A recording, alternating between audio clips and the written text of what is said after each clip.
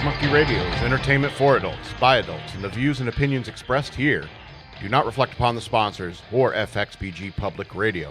For additional information, please refer to the United States Bill of Rights. Stand warned. Hello and welcome to Shock Monkey Radio. I'm your host, the Madman, and welcome back. I hope you had a pleasant Memorial Day weekend. Talk about more on that later. But I just want to remind you that I have a Patreon. Go over to patreon.com/shockmonkeyradio. Become a patron. I would appreciate it. $3 a month. The lowest donation you can give. I would appreciate it very much. Or you can send me money through Cash App. Use the cash tag ShockMonkeyRadio, all one word. You see it on the screen here above the monkey head. So I would appreciate that. And those of you whining about the podcast getting out there on a more timely manner, hold your horses. All right, we stream live to YouTube every single Tuesday. All right, you're getting a free podcast. All right, hold your horses. But otherwise, go over to patreon.com/shockmonkeyradio. Become a patron. Also, FXBG Public Radio is always looking for more creators to come and, use our studio time to, do what you want to do. It could be anything you want. I just happen to only be good at podcasting. If I were a musician, I could also get help through EK and the services here at FXBG Public Radio. Help me lay down a track if I could sing or something, or if you could sing. You can inquire into FXBG Public Radio. We could probably even do some remote work, sending files to people and so forth, or whatever. I think of $15 an hour is the minimum, the bottom tier for our efforts and work. And it depends how many cameras and microphones you want and so forth. It's all very, very complicated. Well, not really. But, inquire. You can always send an email to admin@fxbgpr.com or myself, madman@fxbgpr.com. If you're interested in getting involved in FXBG Public Radio and becoming a creator of your own right. You could have a musical show. You could do a podcast show. You could sit there and have sit there and talk about, let's talk about ghost stories in Portuguese. Like only Portuguese ghost stories. So I think it's like Brazil and Portugal. Anyway. So you know who Edna Mode is, right? She's the lady from the Incredibles movies who is a tailor for superheroes. And if you love comics and superheroes, you probably love Edna because what a great job to have. Obviously you'd have to be a genius like Edna to do what she does, but let's be honest. There would be plenty of lesser skilled jobs in a world where superheroes exist. Like perhaps there's an anonymous laundry service where you can anonymously drop off your supersuit and take a number through the service and a series of compartmentalized personnel at the dry cleaners, and no one can associate the clothing to the person that is picking it up, thus protecting secret identities. Or maybe there's a guy who specializes in speedsters. He patented some friction-resistant fabric, and speedsters from all over the world come to get their custom flame-proof costumes. It doesn't matter where he'd set up shop because no speedster is ever far from him. But if it were me, I would set up in Keystone City, where the Flash Museum is located. And I wonder if butlers would have two different resumes, one for their normal butling achievements and another for their superheroes' charges job requirements. You could hand your resume to Batman. He looks it over and says, "So you did 4 years with Blue Beetle. Have we met before?" "No, Master Batman. I was doing my 2 weeks with the National Guard when the JLA stopped by Master Beetles during that Gorilla Grodd fracas. "Oh, right. Last April, Aquaman kept commenting on how filthy Blue Beetle's lair was." And when it comes to the henchmen for villains, the turnover rate must be ridiculous. And Venture Brothers goes into this quite a bit, so if, watch that show. It would be odd on a henchman resume to have worked for Lex Luthor for over 6 months, for example. And what about super vehicle dealerships? Do you think Batman reclaims or destroys every Batmobile that was ever made? Or do you think that there are old, rusting Batmobiles in junkyards all over Gotham? "Hello, I'm Frank Slick, owner and proprietor of Coast City Supercar Emporium. What kind of car can I put you in today?" "Shoo-wee, I sure am sorry to tell you, sir, but we are fresh out of vehicles with surface-to-air missiles. If threats from above are your concern, I have obtained a couple of Star Labs and Cord Industries hover cycles. The Star Labs ones have modular weapon mount points where you can mount just about any weapon." "No, not interested?" Apocalypse vehicles? Well, we need to run a credit check just to show you vehicles from Apocalypse, because I never heard of Ambush Bug before. And last but not least, what about all the gadgets and gizmos? Hey, I'm Crazy Eddie. Come on down to Metropolis Super Golden Pond and get everything you need to start your career as a superhero. We have the usual wide variety of knives, swords, and vibro clubs, but we also have force blasters, net launchers, magnetic tracking devices that stick to anything. We got superheated phosphates and depleted uranium. We have all Star Labs compatible energy clip chargers of all types. We have Kevlar by the yard and bulletproof glass by the foot. We got nth metal by the ounce and kryptonite by the gram. So get on down here to Crazy Eddie's Metropolis Golden Pond. So we have so much stuff, it's crazy. All sales are final. Crazy Eddie's Metropolis Golden Pond assumes no liability for its products and is legally licensed and insured by the Metropolis Better Business Bureau. Se habla español y interlac.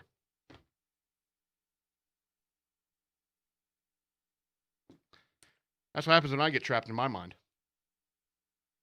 I write stuff like that. I thought you said you had a block. I did, a little bit of a block. Anyway, so I want to talk about this story about this little town in America called Centralia, Pennsylvania. And I don't know if you ever heard of this, but I'm just going to read you a couple paragraphs from the Wikipedia article on this town. Centralia is a borough and near ghost town in Columbia County, Pennsylvania, in the United States. Its population has dwindled from more than 1,000 residents in 1980 to 63 by 1990 to only 5 in 2017.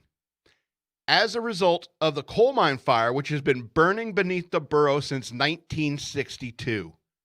Centralia, which is part of the Bloomsburg-Berwick metropolitan area, is the least populated municipality in Pennsylvania. It is completely surrounded by the Coningham Township. I hope I said that right.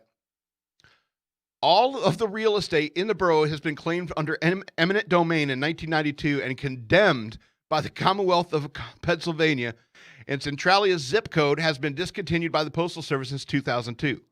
State and local officials reached an agreement with the 7 remaining residents on October 29, 2013, allowing them to live out their lives there, after which the rights to their houses will be taken through eminent domain. There are still 7 people living there. They're going to lose their property. And they're going to die there. And the government's going to get their property anyway. All right. I'm going to skip the thing about the when it was founded and discovered. And that's boring in comparison to what happened later. All right, because the issue is the coal fire that's been burning underneath the town for since 1962. So analysts disagree about the specific cause of the Centralia fire. David Kakak, author of Fire Underground, The Ongoing Tragedy of the Centralia Mine Fire, concluded that it started with an attempt to clean up the town landfill. In May 1962, the Centralia Borough Council hired 5 members of the volunteer fire company to clean up the town landfill located in an abandoned strip mine pit next to the Oddfellows Cemetery, just outside the borough limits. This had been done prior to Memorial Day in previous years when the landfill was in a different location. On May 27, 1962, the firefighters, as they had in the past, set the dump on fire and let it burn for some time. Unlike in previous years, however, the fire was not fully extinguished. An unsealed opening in the pit allowed the fire to enter the labyrinth of abandoned coal mines beneath Centralia. Now, it does say that there's a page citation needed to the reference here. It's always important to look this stuff up. And this is all from the David DeCock book, Unseen Danger, Fire Underground, The Ongoing Tragedy of the Centralia Mine Fire. So,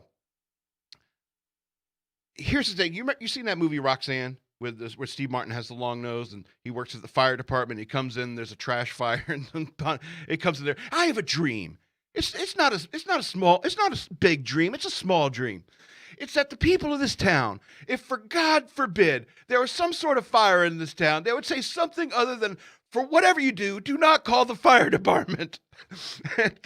and this is the situation, is they sent firefighters to go deal with this landfill issue. All right.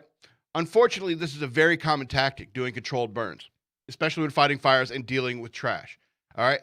So I can't say it's out of place for a municipality to have something like this done, but you should have been cognizant of the coal mines in the area, especially, when you ignited an entire coal mine underneath the town. All right. And so the only thing that comes to mind when I heard about this story and did some research into it was, what if that dude from Pineapple Express, Saul, actually became a civic planner? Perhaps something like this could happen. Or maybe that kid mayor, Ben Wyatt, maybe that sounds like something that would happen on under his watch. Don't you think? And my point is that, we're all incredible fuck-ups. All of us. We all screw up all the time. A lot of times it doesn't end up this badly because, we can apply some order to the chaos that we create in our lives. And so, and we can fix certain problems. But sometimes things just get so out of control and the whole coal mine beneath your feet is burning. And whoops, I guess you got to wait for it to go out. Because how do you fight a fire that big underground with people living above it? Like a couple of hot dogs on a Memorial Day grill. Anyway, I heard about that story and I looked into it. And I was like, this is just a poster child for failure. You screwed up so bad you can't fix it. So I hope you had a pleasant Memorial Day weekend here. But here in Fredericksburg, it was cold and moist on Saturday and Sunday. But yesterday was pretty nice. And just like I did, I hope you had good food and spent time with your friends and family, making great memories in a relatively peaceful America, paid for in the blood of American soldiers, sailors, Marines, and airmen. Now, I'm not trying to bum anyone out, but throughout American history, average Americans have laid down their lives for your safety, for your safe and peaceful Memorial Day weekend. No, I'm not saying I'm ex-Navy honor me. That's ridiculous. And most people who served in the military and served in the military understand that the honor of Memorial Day is reserved for those who gave our lives for our security. You see, when you join the military, you have to come to terms with the fact that you may meet your fate while serving. And unlike the movies, it's rarely a heroic story where you and the enemy have an intense firefight, then you run out of ammo, and the next thing you know, you're in a heroic hand-to-hand struggle. When it comes to modern weapons, you're talking about flying metal everywhere, random explosions, ricochets. It's pure chaos, warfare is. Absolute randomness. And many of these guys that come home from war have what is called survivor's guilt. They can't understand why they survived and others did not. And then they suffer depression and other ailments because of it. But the reason that they go through all that is because the human brain cannot wrap itself around the random chaos of war. Human brains are designed to find patterns, and when there is no pattern, it's like a divide by zero error, and nothing makes sense. It's easy for you and I to sit here in our comfortable settings and pretend we understand it. But having spoken to guys who have come back, they survive those awful situations and see no rhyme or reason to it, to the whole universe. And they come home with the idea that that order and security are illusions and chaos rules the universe. And in some ways, they are right. The universe tends towards chaos, and entropy is the natural state of things. But big words like that provide no comfort to someone who went through something like that. However, humans generally try to apply order to the world. We, as a species, try to put a harness on the wild, bucking steer that is the universe. And war is as chaotic as humanity gets. So generally, I think we are doing okay. All because American women, men and women, volunteered to wade into the chaotic muck and try to push the chaos away from us. God bless the U.S. military, and God bless and protect those who gave the last full measure for our desire to have burgers and swim in pools on Memorial Day weekend.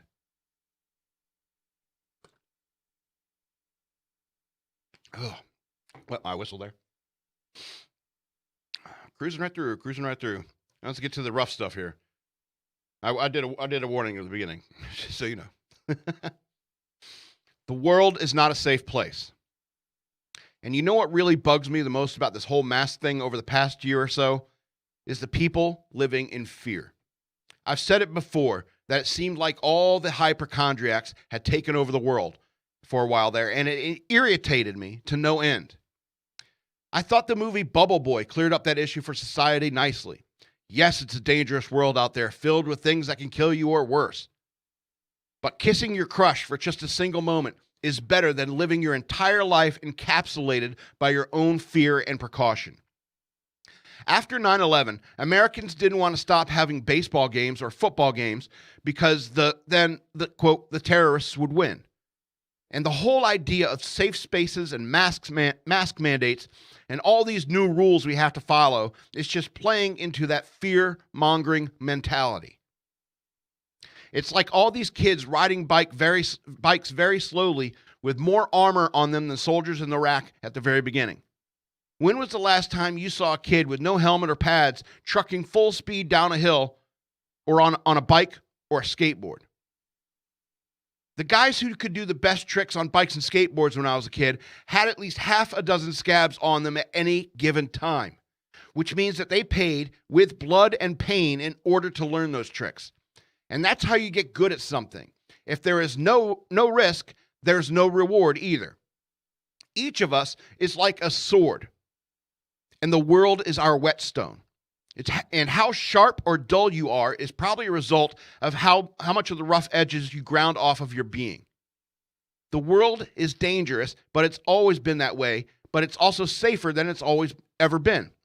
Barring riots and hate crimes in the lawless cities, the world is at least twice as safe now as it was when I was a kid. I fell out of trees, skidded flesh against pavement, and got into fights. When was the last time you saw kids fighting? When I was a kid, you had to be tough enough to speak your mind. Also, you had to accept the fact that you would come across ideas, words, and actions that you find offensive all the time in America. To this day, I am offended that people are killing babies in the womb, but I don't feel a need to create a safe space or a blog dedicated to how evil I think abortion is. That's because I am an American who lives in America. There are tons of things that offend me all the time, but I am not a person who is so impotent that my only recourse is a scathing Yelp review. And that's all this cancel culture is. A few bad reviews from triggered and timid sissies that think the whole world needs to conform to their delicate sensibilities. When George Carlin was arrested in 1972 for violating obscenity laws, I promise you it was some state senator's wife or other Karen-type wife of someone in power, mostly pissed off that George Carlin used the C word. You know, see you next Tuesday. And most cunts can't handle hearing that word and make a hell of a fuss when they do hear it. But when you try to bend society to these people's expectations of human behavior, you are altering what is good for the majority on the whims of the very noisy minority.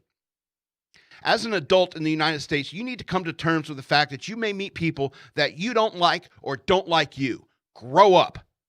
You need to learn that the world wasn't put here to please you. Grow up. You need to understand that not everyone cares what you think or even feel because it's a dog-eat-dog dangerous world. Time to grow up. We're Americans. We are standing upon the shoulders of big thinkers, pioneers, and trailblazers. Go east, young man. Go east if you have to. Because the world is a dangerous place and always has been. And if you hide inside and never face what is difficult to face in life, you'll never have the constitution to fight against the tyranny that rears its head every now and then. I was bullied when I was a kid, and I know you're thinking, good. But it never put a bad taste in my mouth about the world or my value. All it did was make me hate bullies and want to stand up to them whenever and wherever I encounter them now that I am fully grown and have no excuse not to. And the bullies I've faced since I've been in the military are military officers and useless members of management who have no real job description. The bullies have been terrorists and people who would rather live their life in terror than face it. And now it's people trying to tell me I have to wear a mask everywhere I go, or I can't say words like retarded or cunt or tar baby. And if you think you have some righteous purpose to stopping me from using those words, you are the bully, not me. I use these words to provoke the bully in you. You think because of my gender or skin color or whatever, I'm not allowed to use these words, but you're wrong. Fascist, you are the bully. Time to grow up. Excuse me. All right, let's go ahead and get into the news worth knowing. Get a little water here. All right, rant time's over. There might be some. I'm reading news stories. I might Might rant any second. But here's a top news story in the news worth knowing. A former BLM leader sounds off on the group's, quote, ugly truth. The founder of BLM in St. Paul, Minnesota, recently released a video in which he called out the group's ugly truth, by which he meant their positions on family and education. Quote, in 2015, I was the founder of Black Lives Matter in St. Paul, said Rashid Turner, forgive me, who now leads a pro-school choice group at Minnesota Parent Union. Quote, I believe the organization stood for exactly what the name implies. Black lives do matter. However, after a year on the inside, I learned they had little concern for rebuilding black families, he added. Turner's video, published to YouTube last week, highlighted how the group's website stated that it wanted to disrupt the nuclear family structure. And they cared even less, Turner added, about improving the quality of education for students in Minneapolis. That was made clear to me when they publicly denounced charter schools alongside the teachers union. I was an insider in Black Lives Matter, and I learned the ugly truth. The moratorium on charter schools does not support rebuilding the black family, but it does create barriers to a better education for black children. BLM did not respond to Fox News, obviously. Turner's comments touched on an ongoing criticism of BLM, namely that its goals and political positions are far more left-wing than they might suggest. The group has acquired heightened popularity in the wake of the prominent police encounters that sparked ongoing protests in recent years. Politicians and other leading figures have adapted the slogan as well. Recent events, however, have intensified scrutiny under its leaders and ideas. Co-founder Patrisse Cullors came under fire after it was revealed that she bought 4 homes for more than $3 million. The self-described Marxist was also seen in a resurfaced video favorably comparing the book to Little Red Book propagated under Chinese dictator Mao Zedong. Jeez Louise. The BLM curriculum also engendered controversy over ideas that the organization was promoting in schools. Cullors is stepping down from her role as executive director of the activist group Central Foundation amid questions about her finances. She told the Associated Press on Thursday, that she was leaving the position to focus on other projects, including the release of her second book and television deal with Warner Brothers. She held the top post of Black Lives Matter Global Network Foundation for more than 5 years. The activist said that she created the necessary bones of the foundation at the organization, and she felt the time was right to leave. She asserted that her exit was planned for more than a year. She had unrelated scrutiny regarding her personal finances. Those were right-wing attacks, tried to discredit my character, and I don't operate of what the right thinks of me, Cullors said. Well, you shouldn't operate of what anyone thinks of you, but okay. But, you're keeping the houses, right?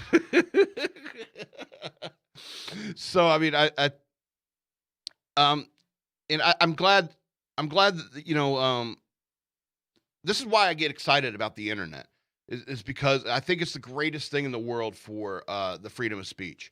And so if somebody is out there and they started the Black Lives Matter movement and they didn't see where the global ambitions of the organization were going, because that happened at a level above him.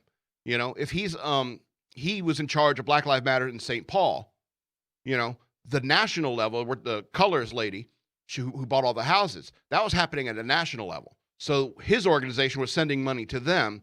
And of course, probably he's like, hey, that's not what that money was. I thought that money was going to go for, And so these people, it's great because this is basically a whistleblower. This is somebody coming out of Black Lives Matter and saying, hey, it's very clear to me that his goal is to restore black families.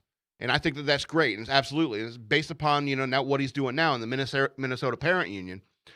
That just shows that he's trying to rebuild the black families in America who have been broken apart and, have this highest single, real high single motherhood and stuff like that. And that's, it's not good. You need to have a mother and a father in a home, else you're going to raise some transgender person. So, I mean, it's good that, it's like YouTube wouldn't dare, take down his video. They wouldn't dare. And it's a shame because, he's only saying stuff that a lot of other people that don't look like this guy have been saying for a long time and that YouTube has, been messing with for a long time. But they wouldn't dare with him because they're the racist ones. And you know what? Truth always trumps race. So I think that, I'm very glad that, people are speaking out about BLM, and, people are examining, the ideas of the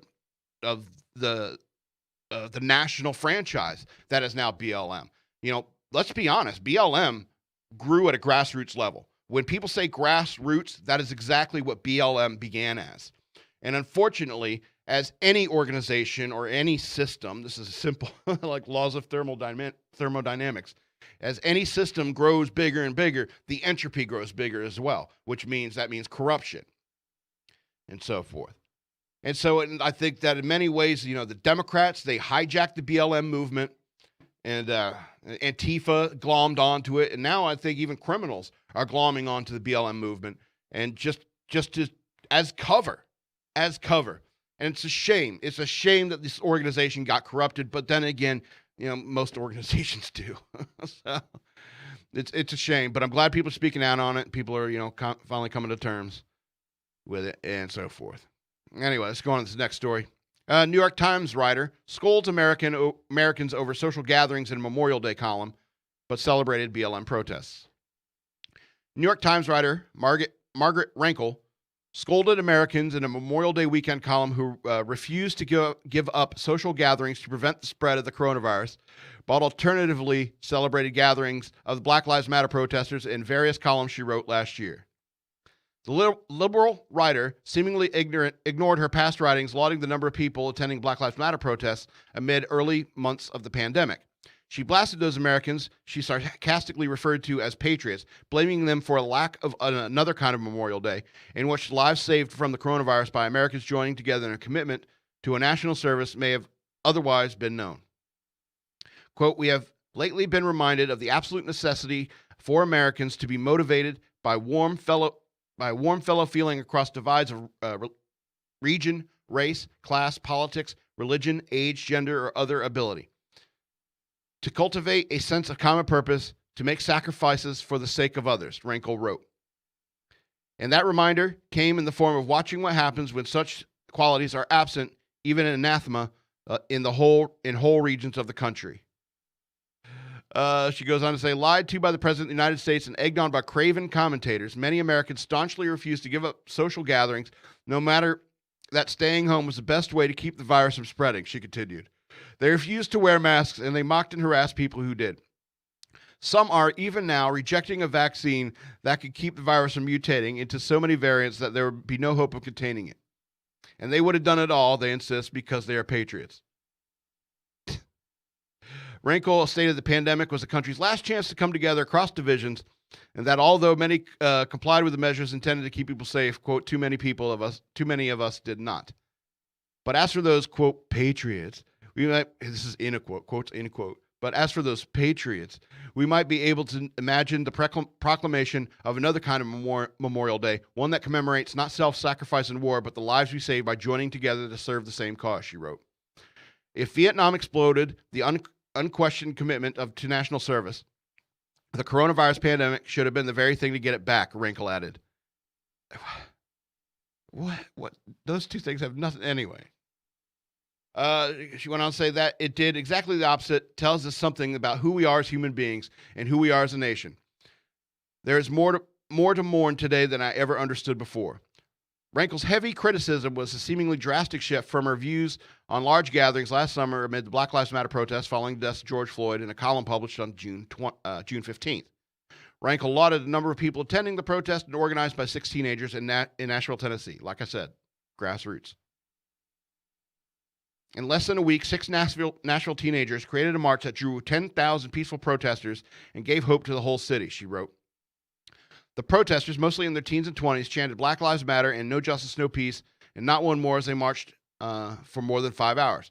There was not one hint of disarray in their ranks, no angry confrontations with National Guardsmen or police officers clad in riot gear, she continued.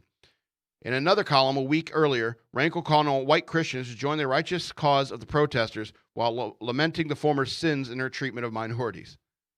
Renkl's apparent double standard towards social gatherings of different groups reflected the approach for which the mainstream media was ripped last summer as coverage for the coronavirus was slammed as being politicized after its focus shifted from the positive coverage and massive protests with no social distancing. So apparently she's been writing these stories for so long. This is the only story she knows how to write anymore. You know, and so it bothers me. It's like, don't you understand? It's like most people who are in trouble are vaccinated now. Like in the 90s percentile. All right. It seems to me if you're writing a column on Memorial Day, it kind of reminds me of the message boards days. When you'd go to a message board and like after a long break or something like that, you come back, it's like January 2nd, you check the message board, and there's one guy he posted on like December 25th, and every single day thereafter, he's pasting these long, depressing posts on the message board. And it's like, dude, that guy has nothing better to do. He's seriously like alone. And obviously dealing with a depression because he's writing these long, depressing posts. Oh, wait, that was me writing those posts. Anyway, that being said, it's like clearly you have nowhere else to be. You have nothing more important to do, and you're pissed off that people are having a better time than you. It's summer, all right?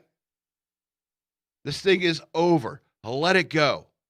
I mean, all these people, they're grasping at straws because it's about power and control. Power and control, just trying to tell you what to do and the jollies that it gives them for succeeding in that. Anyway, we can go on to this next story. Oh, wow, it might be a short show today. So, let's talk about what's going on in Portland. Coverage of Portland violence blasted after media dismissed unrest. Same phenomenon as the lab leak theory. That's a quote. Media outlets who previously reported violent crimes and unrest in Portland, Oregon, were exaggerated and facing criticism after a new report on how the city's minority communities are reeling from crime. Quote, anarchists and an increase in violent crime hijack Portland's social justice movement, a Washington Post headline read on Monday. Quote, after months of social justice activism that made Portland a vivid, sometimes violent focal point for a nation debating the same issues around police accountability and reform, the movement here has splintered into bickering groups at odds over tactics, goals, and an overall direction on how to make the city safer, with the police force still at the debate's bitter center, reporter Scott Wilson wrote. At least 30 homicides have been committed by May and by the end of last year, by the end of the year. At least 30 homicides had been committed by May and by the end of the year, the Post reported. Portland, quote, could see more slayings than in the past 4 decades. New York Magazine writer Jonathan Chait encouraged his followers to read the very upsetting report about the crime wave's disproportionate impact on the city's black community. The piece also delved into the effects of anarchists and anti-police reform efforts in the liberal city. Excuse me. But those who have followed the media coverage of Portland over the past year shared tweets from reporters last year that suggested the city was largely peaceful. Pundits carried that narrative despite over 100 consecutive days of riots in the city last year following high-profile police-involved deaths, including the murder of George Floyd in Minneapolis. Those riots devastated the city's reputation to lead a sharp decrease in morale among its police officers. Quote, good morning from the wonderful Portland, where the city is not under siege and buildings are not burning to the ground, tweeted CNN's Josh Campbell at the time, who cheekily added he was able to enjoy his breakfast burritos outside without being accosted. CNN's Daniel Dale reported much of the same, questioning whether former President Donald Trump's claim that the entire city was on fire. Quote, saying the entire city was ablaze is ridiculous, he had said. Help me find Trump's anarchists in Portland, asked the New York Times' Nicholas Kristof in July of 2020. Why we believe anarchist violence in Portland now, that serious voices are talking about it. Media podcast host Stephen Miller suggested an alternate headline for the Washington Post. Some of the same observers compared the media's changing tone on Portland to the about face over the Wuhan lab leak theory, which some outlets admit is now suddenly credible, despite previously dismissing it as fringe and canceling people off of social media for saying it. ABC's Jonathan Karl said journalists have egg on their face for rejecting the lab leak theory, in part because it was initially promoted by Trump and conservative lawmakers like Senator Tom Cotton from Arkansas. New York Times writer David Leonhardt also scolded the media for refusing to look seriously at the lab leak notion just because Cotton was talking about it, calling it a mistake. Quote, my favorite stories I write are the ones that meander into the mainstream media a year later, mused Daily Wire reporter Emily Zanotti about the media's 180 on Portland. Well, Daily Wire's getting up there. It's a news source. People are quoting it. Not just Ben Shapiro, Andrew Klavan, and Michael Knowles. So I guess they got some respect. They got cred. They got cred in the community. Yeah, Portland had that whole Chaz thing, and that kind of became an epicenter for all the craziness. And because the local government was so pussyfooted about it, and all these liberal cities like that, have handcuffed the police in many ways, not letting them do their jobs. Arrest these people, throw them in jail. They'll learn. And so, they've been lying to us for a year. And it's like, and if you have any sense at all, you can see that. It's the same. That's why they did the comparison with the lab leak theory. Stuff that the Republicans were saying years ago are now coming up in mainstream news sources. That means the liberals are a year behind. Maybe you should start listening to conservatives for a while. Anyway, I got 3 short stories here. We'll close the show out in, maybe end a little bit early. But it's pretty crazy. They're pretty awesome last 3 news stories. All right, so a woman pushes a brown bear as it climbs over the fence to save her dogs. The video went viral on social media and has been viewed over 40 million times over this past weekend. Go find this video. Woman pushes bear or something like that. Search for that. People do amazing things when their dogs are in trouble. Over Memorial Day weekend, footage appeared on social media that shows a brown bear climbing over a fence into a house's garden while several pet dogs bark at it. Fortunately, a quick-thinking woman with balls of steel ran up to the large bear and pushed it off the fence, giving the dogs time to get away safely. Because, the dogs aren't going to leave. A TikTok user named Brenda, who posts under the username Baked Like Pie. I get it. Posted the video. Since it appeared on the social media network over the holiday weekend, it has been viewed over 39.4 million times. According to the post, the footage was filmed by home security cameras at the California home of Brenda's cousin, Haley.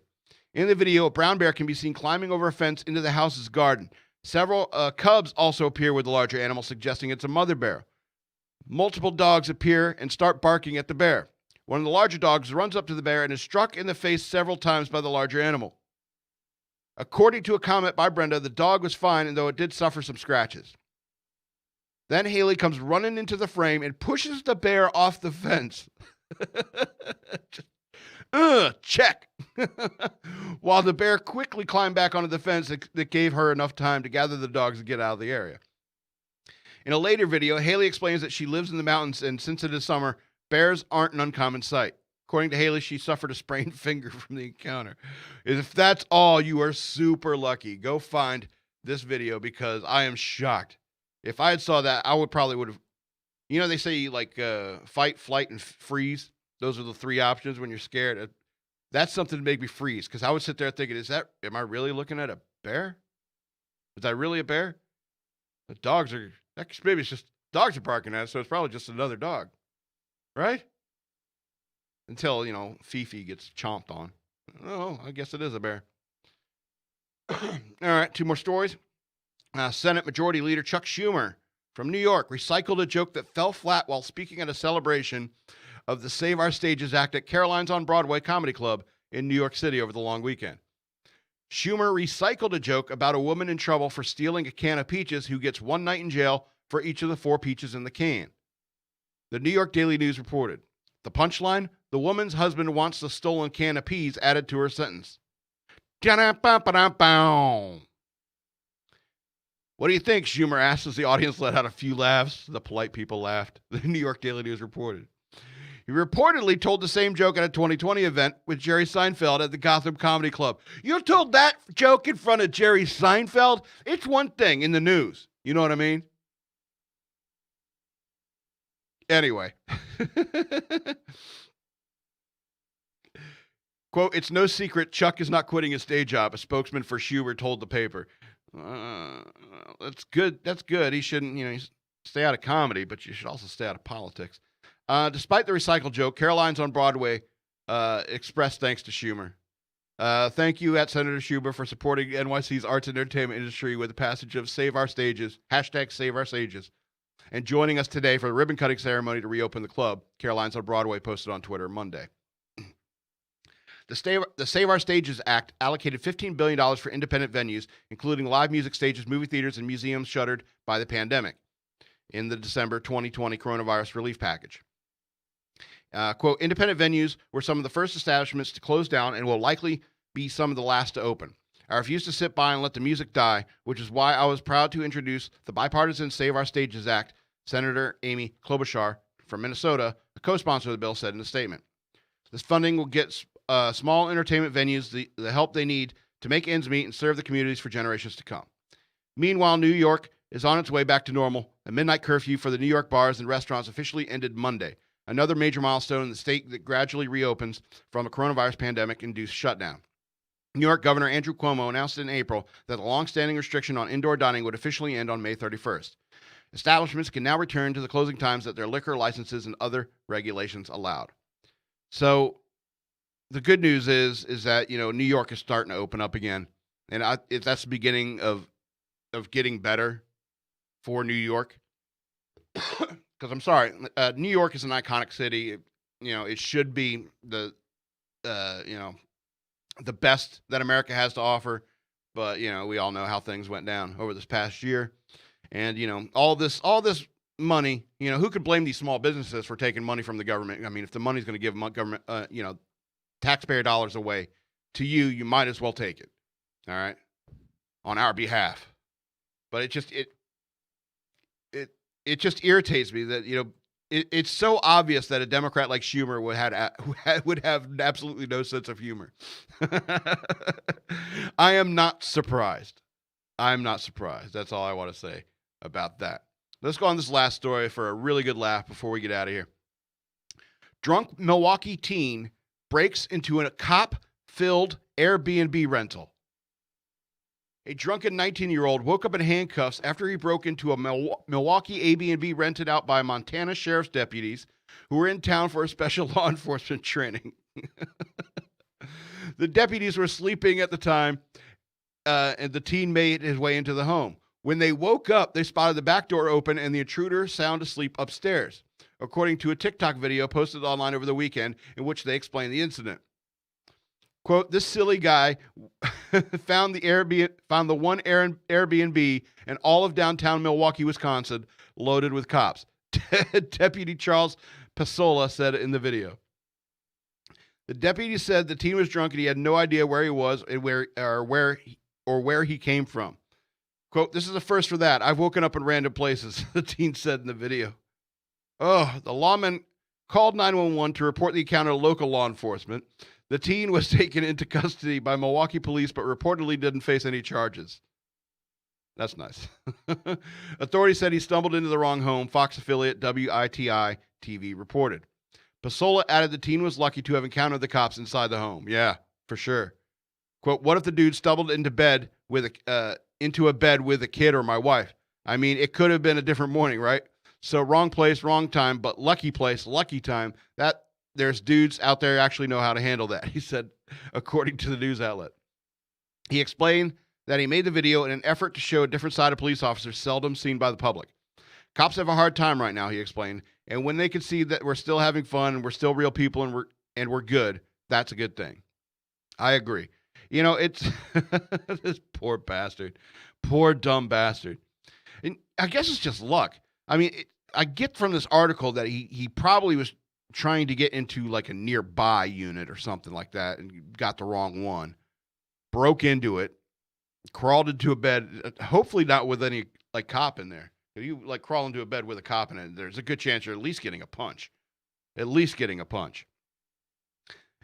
like, I don't know. Or maybe it's like the cops woke up in the morning, they started cooking breakfast or something. This dude started walking down the stairs. Like, hey, he's cooking.